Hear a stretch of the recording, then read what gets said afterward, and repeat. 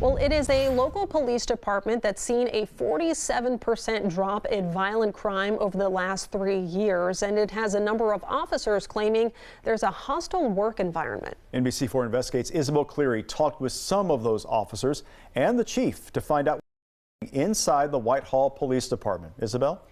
Jennifer, Jared, I spoke with some current and former Whitehall police officers who claim the work environment at Whitehall is toxic. The current officer who did go on camera asked us to change their voice and not show their face out of fear they would be punished for speaking out. Whitehall Police Chief Mike Crispin says he is clear about Whitehall's mission with his officers and that it is proactive policing. Toxic, overworked, terrible. The worst I've ever experienced. Last year, 2 union representatives were fired. Enrique Ortega was one of them. The union said Ortega was targeted for an anonymous survey he presented to the mayor showing low morale in the department.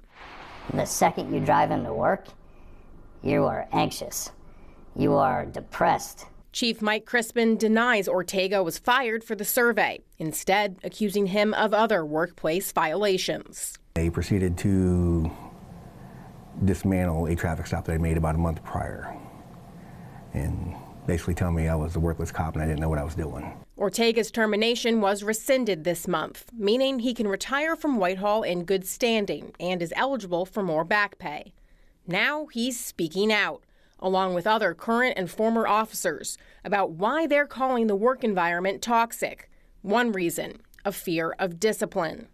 Adding up really minor policy violations and then making it one major one. So an example would be like not wearing your seatbelt when you're on patrol. I took their concerns to Chief Crispin. He took me through every discipline case he has carried out in his 8 years. When I came in 2016, Mayor Magger said I have a bad culture over there, I need it fixed. Disciplines were almost non-existent, like suspensions were non-existent.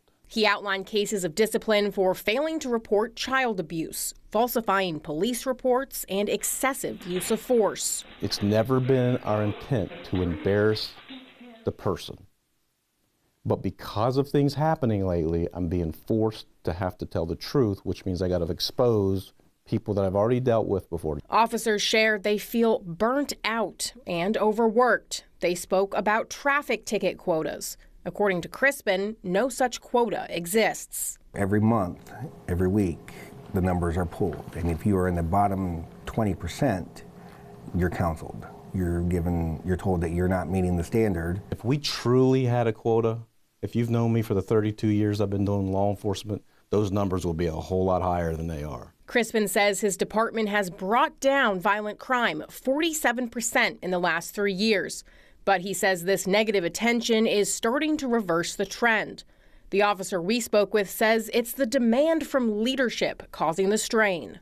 This isn't a quiet little city. There's a lot of runs that we go on, and then to add the extra stress of if I don't get my arrests in this month, if I don't get my traffic stops in, there's more shifts than not. You don't have enough time to eat.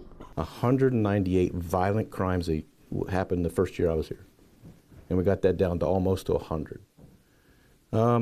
With a lot of the stuff that's been going on, the pushback for work ethic, you can imagine we're getting right back up there again, right? Crashes are going back up, all work products going down. Crispin says Whitehall does proactive policing and makes it about the citizens. He says the rigorous work that comes with the city is not for everyone, while some officers argue it's adding unnecessary pressure to an already high-stress job. I don't suffer a lot of the whining stuff when you get paid very well, so I probably do come across a little bit as being, listen, you got to do your job. We're not allowed to say anything ever, and then the chief will get on the news and say there's no issues. How fair is that? Each of our interviews were around an hour long. We break down reasons why dozens of officers left, as well as Crispin's responses on NBC4i.com.